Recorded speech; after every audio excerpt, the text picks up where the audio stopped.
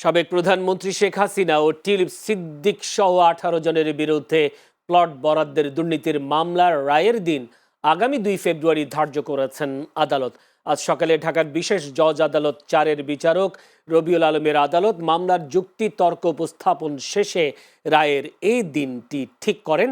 এদিন দুদকের পক্ষে অ্যাডভোকেট হাফিজুর রহমান যুক্তি তর্ক তুলে ধরেন। তিনি আসামিদের সর্বোচ্চ সাজা যাবজ্জীবন প্রত্যাশা করেন। এর মধ্যে শেখ হাসিনা, রাদওয়ান সিদ্দিক ববি, টিউলিপ সিদ্দিক সহ 18 আসামি গ্রেপ্তারি পরোয়ানা মাথায় নিয়ে পলাতক রয়েছেন। এজন্য তাদের পক্ষে যুক্তি উপস্থাপন করা সম্ভব হয়নি। তবে কারাগারে থাকা একমাত্র আসামি খুরশিদ আলমের পক্ষে তার আইনজীবী শাহিনুল ইসলাম যুক্তিতর্ক তুলে ধরেন। দুদক অভিযোগ প্রমাণ করতে পারেনি উল্লেখ করে তার খালাস প্রার্থনা করেন তিনি।